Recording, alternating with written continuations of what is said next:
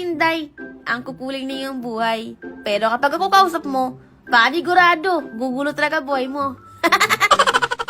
Minsan, may mga bagay talaga na hindi ko talaga siya kayang gawin. Pero yun yung gusto kong gawin. Kasi nga ngayong araw, nagdesisyon ako na ako yung magluto ng ulam naming tanghalian. Actually, dahil hindi talaga ako marunong magluto. Sinasabi ko na sa inyo dati yan, di ba? Pero dahil kailangan nating matuto dahil ang tanda-tanda na natin Diyos ko. Eh, nag-request nga sila na ang gusto daw nilang ulamin ngayong tanghalian ay bupis nga daw. Diyos ko, dahil saan tamaan, wala akong kalam-alam kung paano lutuin ang bupis na yan, ginoo ko.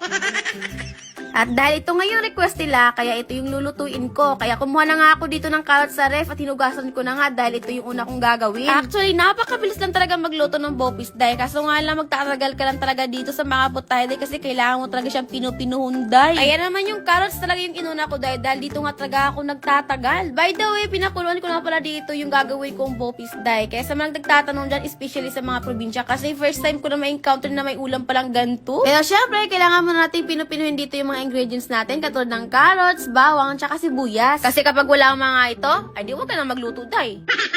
Diyos ko, day, mahigit isang oras na lang talaga ako nagpino-pino sa carrots na to, day. Hindi pa talaga ako natapos, day. Naubos lang lahat ng pawis ko din. After 30 minutes, ayan na nga, kumukulo na din dito yung lamang baboy na pinakuluan natin, day. At syempre, huhugasan natin yan, malamang. O ano, kasal pagkatapos ng hugas, day? Eh di malamang, dudurugin na naman natin ito tiny part na naman, day. At dahil mainit pa nga hawakan yung lamang baboy natin, day, kaya inuna ko muna ito yung mga ricados natin. Ba, Diyos may marimaran, day, naghihiwa-hiwa, ang tawag sibuyas, din yung gipaiyak, manoong ko giahang.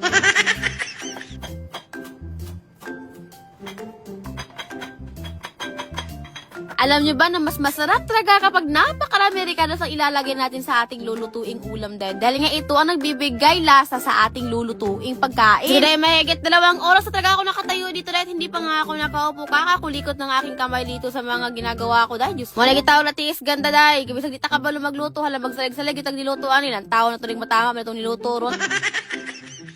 O, diba? Nag-grab of like inday nyo. Anyways, guys, kaya talaga hindi talaga ako natutong magluto dahil nung bata pa ako, hindi talaga ako pinapaluto ng nanay ko. O, diba? Kung sino may kasalanan dito, syempre yung nanay ko dahil, paano ba naman kasi hindi niya ako tinuruan magluto? So, bagal, medyo kumamani ba?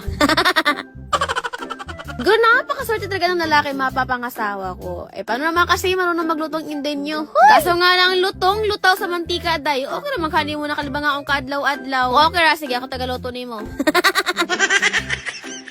Inistim na akong giluto dahil nga pila na mga kuras gatindog dahil wap pa magyapon ni nahuman. Kasturindira naman akong kamot dahil ipang luto naman tao kalig hiniwa-hiwa dahil wap pa magyapon ni nahuman dahil oy. Ulo ko nag-start na magluto ang bading dahil syempre unahin natin dito yung mga bawang at sibuyas. Pagkatapos dahil okay na ito siya taman sa malaman mo na mayroon na pala siyang iba. Hoy!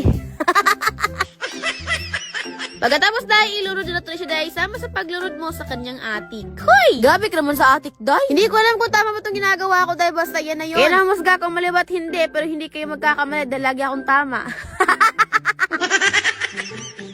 Charis, joke lang, siligang. At pagkatapos, syempre lagyan natin siya ng counting patis. Dahil konti lang ilalagay natin dito kasi pag masyadong madami dahil, ay naku magmukhang dagat na ito niluto natin. Hindi na ito pagkain, dagat na to.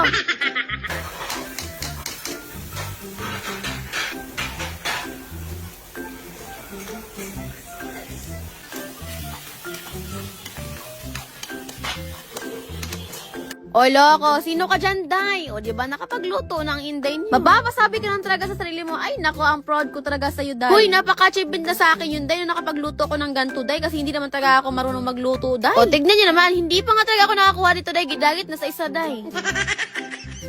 Ano gagawin pagkatapos magluto, day? Abay, syempre, mukhaon, malamang. O sige, titikman na natin yung niluto ko dito, day. Kung masarap ba talaga, kung hindi, ay itapon ko to sa inyo. Pero mali, day, baliktad, tumaob yung kaldero namin, day, naubusan kami ng kanin. O, diba? So, moro today, kay gikapoy na mga ginistorya. So, hanggang dito na lang din. Thanks for watching. Bye!